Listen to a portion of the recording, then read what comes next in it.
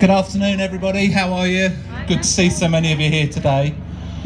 As Nigel said, obviously I'm not Anne, so I'm here to talk about Save Me, tell you a little bit about how we started, what we're now doing. So we were set up originally by Brian and Anne just 6 years ago, so we're a young charity, and we were set up with two main purposes in mind. One, at that time, the Conservative Party were actively saying that they were going to repeal the Hunting Act, and we wanted to stop any attempt at that happening, and also they were discussing the badger cull. So two main pillars to what Save Me are actually set up to do. As far as hunting goes, let's make one thing absolutely clear: everyone at Save Me is totally opposed to the hunting of wild mammals with dogs. We started off by campaigning, getting people together, joining the established groups that you all know of who are opposing to that bill, and we had started to gather support. We soon realised from our debates in Parliament that the only way we were going to stop that was actually with the politicians and in the government. Whilst the Conservatives at that time had a coalition, they didn't have enough support to actually repeal the Act. Obviously in 2015, when they got a majority government, we knew that there was a chance that would come in, and we set action at that point. Team Fox was founded, which is a coalition of wildlife charities that included us. Started off in April of 2015. Little did we know that by just 60 days after the election, we were going to be given 7 days to actually try and fight a statutory instrument to stop the Act. We pulled a few things together. We contacted all of people like you and the general public, and we lobbied the MPs. We kept lobbying, and we asked all of you to send those people emails. That, at the time, we had people saying, "Oh, my MP's, not going to go against this. He's going to vote for hunting." And we said, you have to keep sending them, because what we knew at the other end when we were in Parliament is those MPs' mailboxes were absolutely full. They had record numbers of emails coming through, and that started to change people's minds, and many of them who were sitting on the fence a little bit were starting to think. So we kept on encouraging. We had 7 days, we organised the rally. I know you can see from a lot of the faces out there, a lot of you attended, a lot of you supported us with that, and we came down to London. As we know now, that was temporarily stopped because they knew they weren't in a position to go ahead, and if they'd have gone to that, we would have won the vote in the House, with or without the SNP at that time. We thank them for their support, and that absolutely encouraged it. So since then, obviously it's still a manifesto pledge of the party to try and repeal the Hunting Act again. So we spend a lot of time every month in Parliament. We contact MPs regularly, we send them newsletters, we keep them updated with the sort of things that you're reading in the press of when hunts have accidents and other bits and pieces like that. And we make sure that they know the reality of what hunting with foxes will do. There are some major issues that link the two things. One thing that seriously concerns us is biosecurity on farms. When you're talking about the badger cull issue, that's a major issue, and yet nobody seems to consider that if you run a pack of horses, hounds, vehicles, and all the other support things that go with a hunt across a farm, you are massively breaching biosecurity there. So we look at different aspects, we keep campaigning. We started off to stop the attempt to repeal the Act. Let me tell you now, we're committed to strengthening that Act and ultimately bringing an end to hunting with dogs in this country. That's one of our pledges. The second thing Save Me was set up to do was to oppose the badger cull. We started that in 2009. We were aware of the situation. We were the founders of Team Badger, that is also associated now with many other charities here.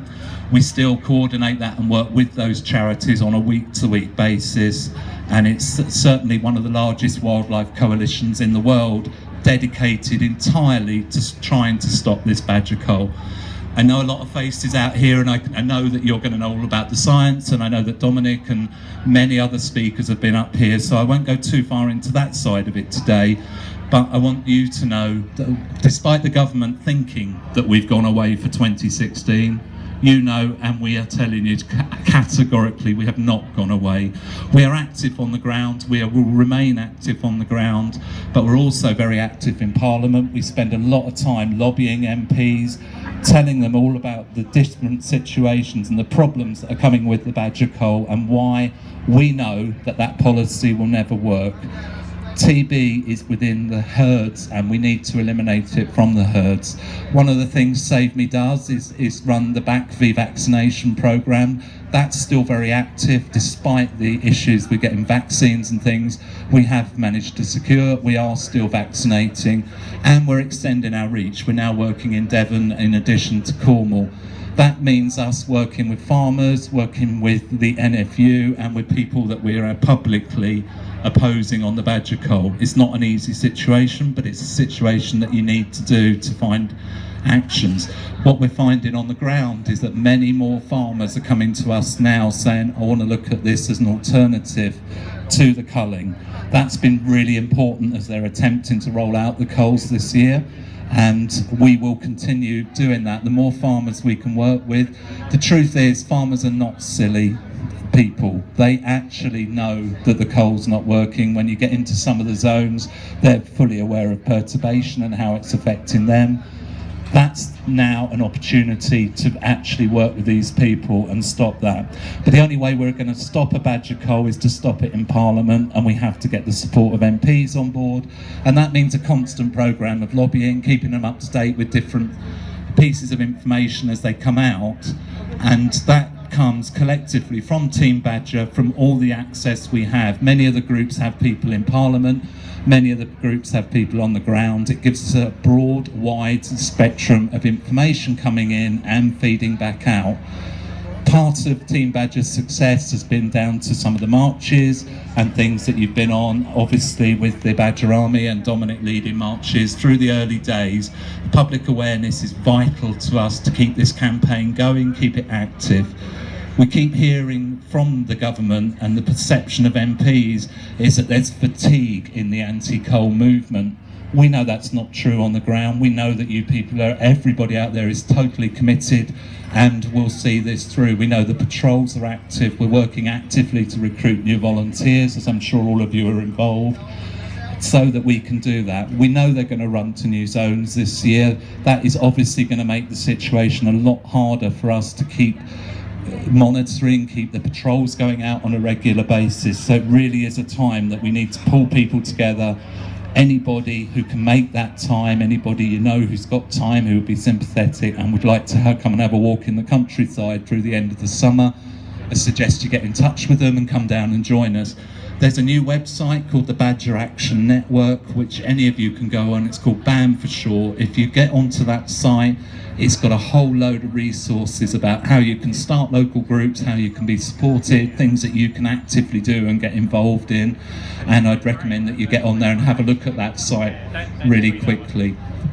So Team Badger in the next few weeks are beginning to build up some publicity and things for this year's events. You'll start to see those after National Badger Week.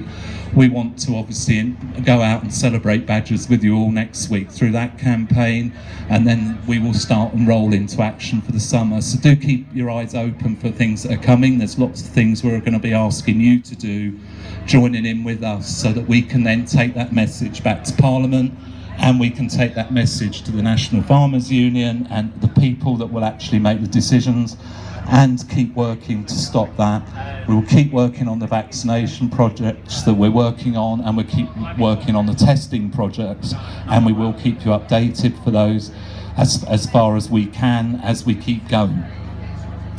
Save Me, as a young charity, has other areas that it's beginning to work in. We're primarily dedicated to working with UK wildlife.